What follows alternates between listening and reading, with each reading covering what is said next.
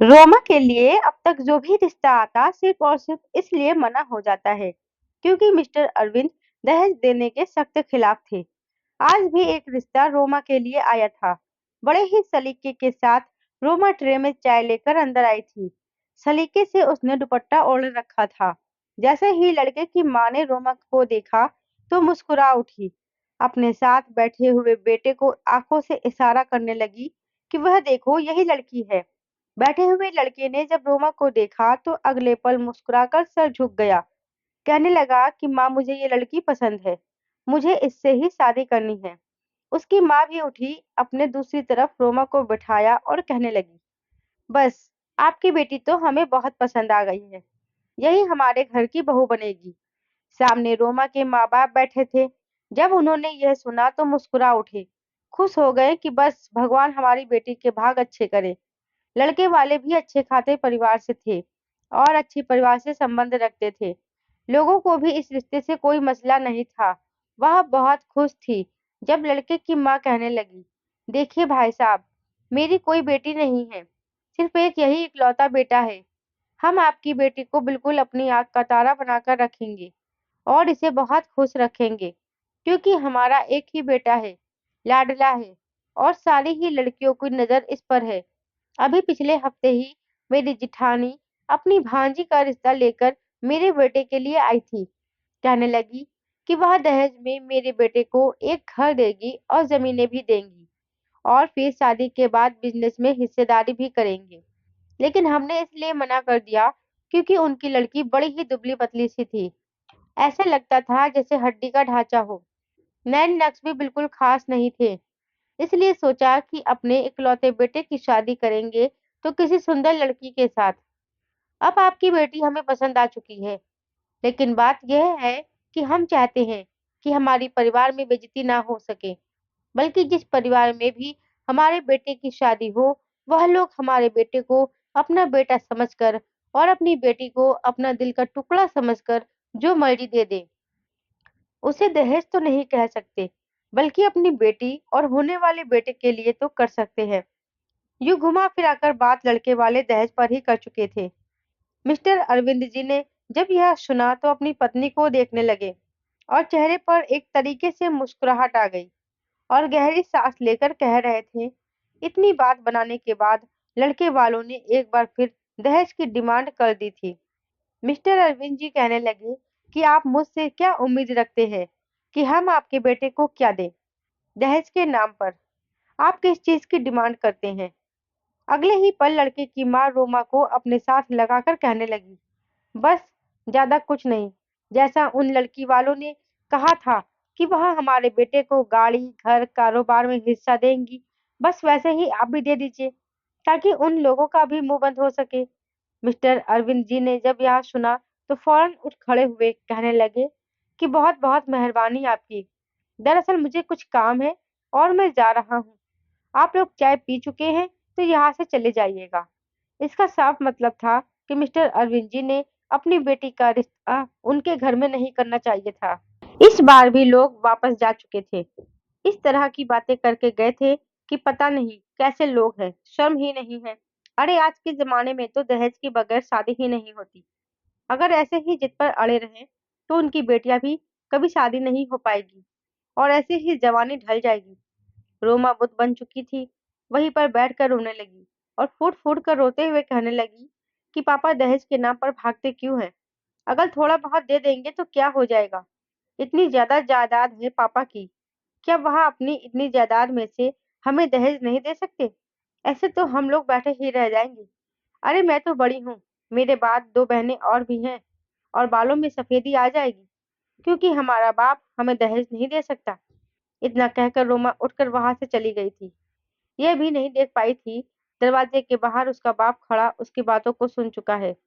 अभी वह अपने कमरे में बैठी सर झुकाकर रो ही रही थी कि जब रोमा का बाप उसके कमरे में आया। पापा को देखकर उसने फौरन अपने आंसू पोंछे और दुपट्टा अपने कंधे पर ठीक किया। उसके पापा कहने लगे कि बेटा, बाप कभी भी अपनी बेटियों के लिए बुरा नहीं चाहते। दहेज का क्या है, मैं तो ट्रक भरकर दहेज दे दूंगा, जमीन घर सब कुछ दे दूंगा। लेकिन तुम मेरी 3 बेटियां हो और तीनों की तीनों ही मुझे बहुत प्यारी हैं।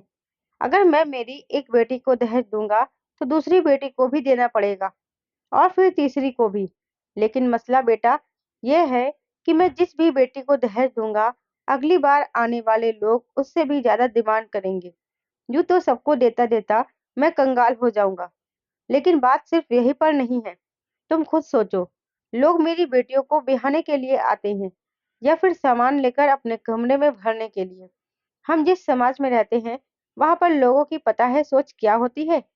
वहां लोग सोचते हैं कि बस बेटे की शादी की उम्र हो गई है, तो किसी न किसी तरह पैसे जोड़कर उधार लेकर घर बना लेंगे। लेकिन जब उसमें सामान रखने की बात आएगी, बेटे के कारोबार की बात आएगी, तो यह कहेंगे बेटे की शादी कर लेते हैं, बड़ा घर देखकर लड़की ढूंढ लेंगे, फिर उनसे दहेज की डिमांड करेंगे और दहेज में सामान, गाड़ियां, कारोबार भी मांग लेंगे। और यूं आधा खर्चा उस लड़की वालों की तरफ से हो जाएगा, जिसको आज से पहले यह जानते भी नहीं होंगे। बेटा, मैं कभी भी तुम लोगों को उन लोगों के हवाले कर ही नहीं सकता, जो तुम लोगों को सिर्फ इसलिए अपने घर लेकर जाएं कि तुम लोग अपने साथ सामान लेकर आई हो। रोमा खामोशी से सर झुकाए सब सुन रही थी। उसकी बाकी बहनें भी वहां पर आ गई थी और मिस्टर अरविंद सबको अपने पास बुलाकर कहने लगी कि बेटा, तुम्हें तो खुश होना चाहिए कि तुम लोगों का बाप तुम लोगों से इतनी मोहब्बत करता है कि तुम लोगों के लिए कभी भी गलत फैसला नहीं करेगा। तुम लोग मुझ पर बोझ नहीं हो। अगर मुझे सारी उम्र भी तुम लोगों को अपने पास बिठाकर रखना पड़ा, तो मुझे बिल्कुल चिंता नहीं है। लेकिन मैं तुम लोगों को गलत हाथों में सौंप कर बाद में पछताना नहीं चाहता। मैं नहीं चाहता कि मेरे मरने के बाद मेरी औलाद घुट घुट कर जीती रहे और ताने सुनती रहे। ये इस तरह के शब्द थे जिसे सुनकर रोमा पापा से माफी मांगने लगी कि मैं बिना वजह ही जज्बाती हो गई थी। मिस्टर अरविंद तो वहां से चले गए, जबकि रोमा गहरी सांस लेकर रह गई थी। उसकी उम्र अभी 26 की हो चुकी थी और अभी तक उसकी शादी नहीं हो पाई थी। कितने ही रिश्ते आए थे और हर रिश्ता आने वाला यह कहता था कि हमें दहेज लेंगे। दहेज के नाम पर समाज में अब तक जो कुछ होता आया था, वह सब कुछ किसी से छुपा नहीं था। यही बातें थी जिनसे मिस्टर अरविंद जाया करते थे। कुछ महीने फिर ऐसे ही गुजर गए, लेकिन अभी तक ठीक ठाक रिश्ता नहीं आया था। एक दिन मोहल्ले की एक औरत उनके यहाँ आई और आकर कहने लगी, मेरे एक जानने वाले हैं, उन्होंने वर्मा जी की बेटी की शादी पर तुम्हारी बेटी को देखा था, तो उन्हें रोमा बहुत पसंद आई थी। अच्छे खाते पीते लोग हैं, कहते हैं जो खुद खाएंगे वह तुम्हारी बेटी को भी खिलाएंगे। बड़े ही अच्छे स्वभाव के लोग हैं। आज तक उनके खानदान में तलाक नहीं हुआ। अगर तुम चाहो तो मैं तुम्हारी रोमा की बात चलाऊं। रोमा की माँ तो गहरी सांस लेकर रह चुकी थी। कहने लगी, बातें तो कितनी ही चल चुकी हैं, लेकिन रिश्ता भी तो पक्का हो तब बात है ना। जब तक मिस्टर अरविंद हाँ नहीं करते, तब तक शादी होने से रही। जब यह बातें बैठकर दोनों कर रही थी, तभी गेस्ट रूम में मिस्टर अरविंद और उनके दोस्त मिस्टर शर्मा जी बातों में बिजी थे। दोनों बचपन से ही एक साथ थे, लेकिन फिर पढ़ाई के बाद मिस्टर अरविंद ने इसी शहर में अपना बिजनेस शुरू किया था, मगर शर्मा जी ने दूसरे शहर जाकर अपना बिजनेस शुरू किया था और एक लंबे समय के बाद वहां मिस्टर अरविंद से मिलने के लिए आए थे।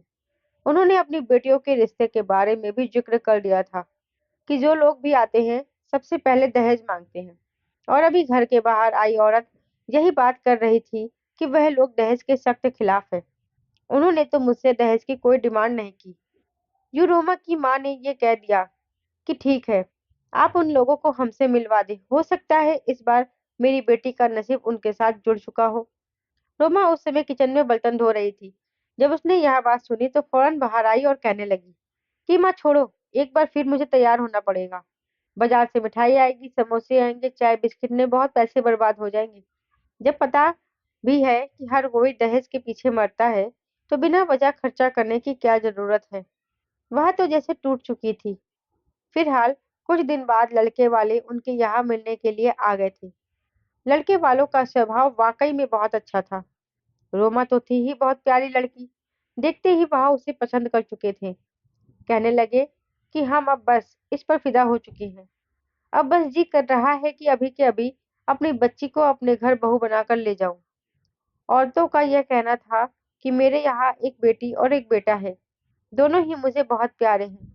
मैं जानती हूँ कि जो व्यवहार मैं अपनी बहू के साथ करूँगी, कल को वही व्यवहार मेरी बेटी के साथ भी होगा।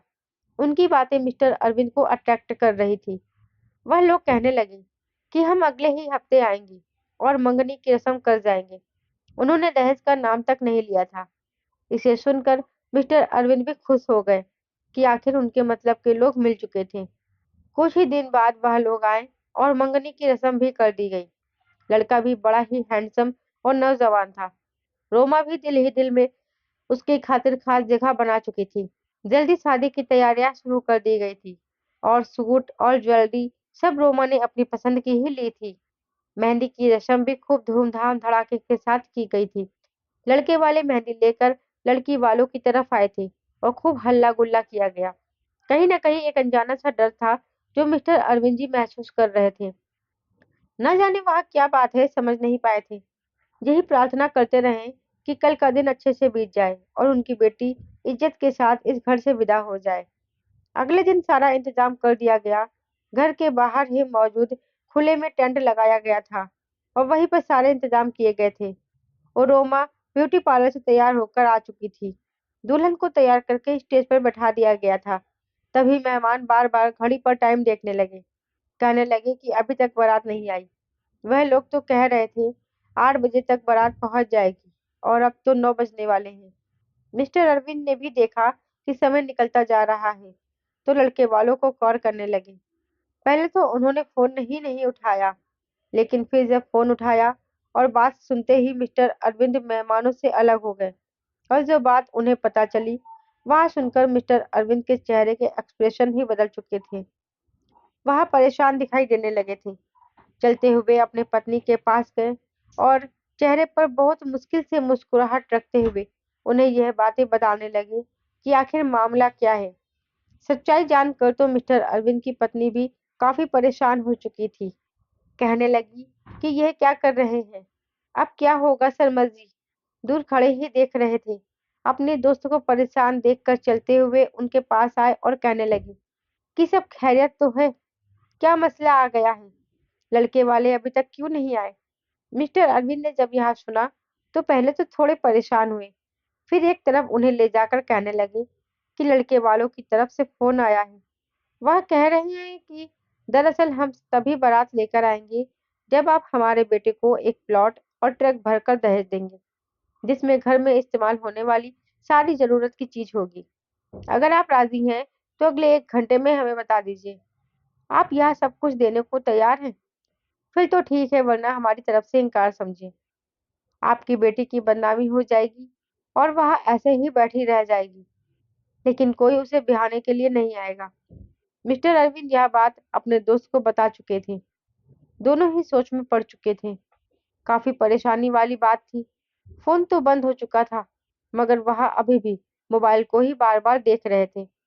कैसे कैसे लोग थे इस दुनिया में, कैसे कैसे हथकंडे अपनाया करते थे। पहले तो रिश्ता मांगते ही दहेज की डिमांड कर दी जाती थी कि दहेज चाहिए, हम दहेज लेंगे, हमें अपने घर के कमरों को आपके दिए हुए सामान से भरना है। लेकिन अब तो एक नया चलन निकल आया था। अब तो शादी वाले दिन जब लड़की दुल्हन बनी स्टेज पर बैठी होती है, हॉल मेहमानों से खचाखच भरा होता था, तभी लड़के वाले कॉल करके कहते हैं कि हमारी डिमांड पूरी करो, वरना तुम्हारी बेटी बैठी रह जाएगी।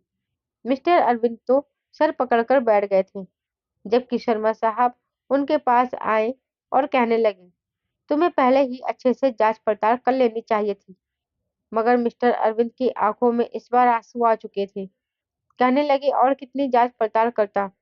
जांच पड़ताल करते हुए तो मैंने अपनी बेटियों की उम्र गुजार दी है। अगर अभी भी और रुकता तो मेरी बेटियां बुढ़ापे की तरफ जाने लगती। फिर कौन देता इनको अपने बेटे का हाथ? फिर तो उनके लिए शादीशुदा, तलाकशुदा और विधवा मर्दों का ही रिश्ता आना था। और फिर उनके साथ जिंदगी सिर्फ और सिर्फ तानों और मुश्किलों के अलावा और कुछ भी नहीं होती। मिस्टर अरविंद काफी परेशान हो चुके थे। मेहमान भी आपस में खुसर-फुसर करने लगे थे कि आखिर मसला क्या है। तभी शर्मा जी ने कॉल करके अपने बेटे को बुलाया। शर्मा जी के 2 बेटे थे। दोनों बेटे वहां इस शहर में ही बिजनेस की नई ब्रांच को संभाल रहे थे। वह फौरन वहां पर पहुंची। शर्मा जी ने एक बेटे को जाकर अपनी माँ को लाने को कहा, जबकि दूसरे बेटे से कहा कि मैं तुम्हारी शादी अपने दोस्त मिस्टर अरविंद की बेटी से कराना चाहता हूँ। क्या तुम शादी के लिए तैयार हो? पहले तो वो घबरा गया था। कहने लगा कि असल बात क्या है। जब उसे पूरी बात बताई गई तो उसे सुनकर वह लड़का भी तैयार हो गया। मिस्टर अरविंद, जो कुछ देर के लिए बहुत टूट चुके थे, फिर से उन्हें अपनी जान में जान आती दिखी थी। फिर से उन्हें अपनी जान में जान आती महसूस होने लगी थी। कहने लगे कि ठीक है। उसी पर उन्होंने लड़के वालों को फोन मिलाया। उन्होंने फोन उठा लिया था। लड़के का बाप बड़े ही घमंड भरे स्वर में कह रहा था कि हाँ भाई अरविंद जी, क्या सोचा? फिर आपने अपनी बेटी की शादी करवानी है या जमाने भर में बदनाम होकर रह जाना है? ये सुनकर मिस्टर अरविंद फौरन बोले कि आपको ट्रक भरकर दहेज और प्लॉट चाहिए ना? मैं सब कुछ दे दूंगा, आप लोग लेने के लिए आ जाइए। अगले ही पल लड़की की बारात बड़े धूमधाम से अपने घर से चल पड़ी थी। उन्हें लड़की ब्याहने से ज्यादा इस बात की खुशी थी कि हमारी डिमांड पूरी हो चुकी है और अब हमारा घर फर्नीचर और सामान से भर जाएगा। लड़की की माँ अपनी देवरानी जेठानी और बहनों को भी यही बात बता रही थी कि देखा, लड़की वालों को अगर काबू में करना हो और अपनी मांगे पूरी करवानी हो तो शादी के समय शर्त रखा करो, ताकि वह मना ना कर सके। सभी औरतें उसे शाबाशी दे रही थी, तुमने लड़की वालों को सही फंसाया है। फिर हर बारात लड़के वालों की तरफ से बड़े ही धूमधाम धड़ाकों के साथ लड़की के यहाँ पहुंच चुकी थी। लेकिन जैसे ही बारात हॉल में दाखिल हुई तो अगले ही पल सबके चेहरे उतर चुके थे। लोगों को तो जैसे सांप सूंघ गया था, क्योंकि सामने ही स्टेज पर दुल्हन बैठी थी और दुल्हन के साथ दूल्हा भी मौजूद था। शादी हो चुकी थी, सभी लोग बहुत खुश थे। लड़का अपने माँ बाप का चेहरा देख रहा था। दूल्हे के माँ बाप आगे बढ़े और गुस्से से कहने लगे कि यह सब कुछ क्या है? रोमा बेटे की तो शादी हमारे बेटे के साथ हो रही थी, फिर यहाँ सब कुछ क्या कर दिया आप लोगों ने? आप लोगों ने हमारी बेइज्जती करवा दी। लड़की की शादी किसी और से क्यों करवा दी? आखिर यह चक्कर क्या है? सैकड़ों लोग वहां पर मौजूद थे और एंड मौके पर सब कुछ देखकर तो कोई भी समझ नहीं पा रहा था कि आखिर मामला क्या है। मिस्टर अरविंद आगे बढ़े और शर्मा जी भी साथ ही मौजूद थे। आगे बढ़कर कहने लगे कि आप लोगों ने तो खुद ही तो फोन करके फरमाइश की थी कि आप लोगों को ट्रक भरकर दहेज और प्लॉट चाहिए। ये रहे प्लॉट के पेपर्स और वो रहा ट्रक भरकर दहेज। एंड उसी वक्त पर वहां पर एक ट्रक पहुंचा था जिसमें फर्नीचर, पंखे, अलमारी और घर में इस्तेमाल होने वाली हर चीज मौजूद थी। यहाँ तक कि झाड़ू भी पड़ा हुआ था। मिस्टर अरविंद कहने लगे कि यह लीजिए, अपने घर ले जाइए और ये रहे प्लॉट के पेपर, इसे भी ले जाइए। आप लोगों ने मुझसे जिन चीजों की फरमाइश की थी मैंने आपको दे दी, लेकिन मैं आपको अपनी बेटी नहीं दे सकता। आप लोगों को यह सब कुछ लेकर जाना है तो जरूर ले जाइए। मेरी बेटी की शादी में इससे करवा चुका हूँ, जिसको सिर्फ और सिर्फ मेरी बेटी से मतलब था, ना कि किसी सामान से। यह सुनकर सारे बाराती शर्मिंदा हुए थे।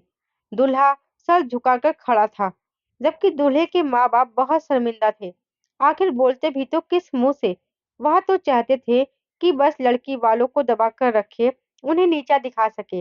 लड़की का बाप जगह जगह से पैसे लेकर अपनी बेटी को दहेज दे, प्लॉट दे, लेकिन यहाँ पर तो उनकी बेइज्जती हो चुकी थी। हर कोई उन पर हंस रहा था और वह बारात बगैर दुल्हन के ही वापस चली गई। सामान और प्लॉट के पेपर्स को तो उन्होंने हाथ भी नहीं लगाया था। आखिर किस मुंह से हाथ लगाते? खाली हाथ ही वापस लौट चुके थे। जबकि रोमा की शादी शर्मा जी के बेटे से हो चुकी थी। शर्मा जी का बेटा बड़ा ही अच्छा था।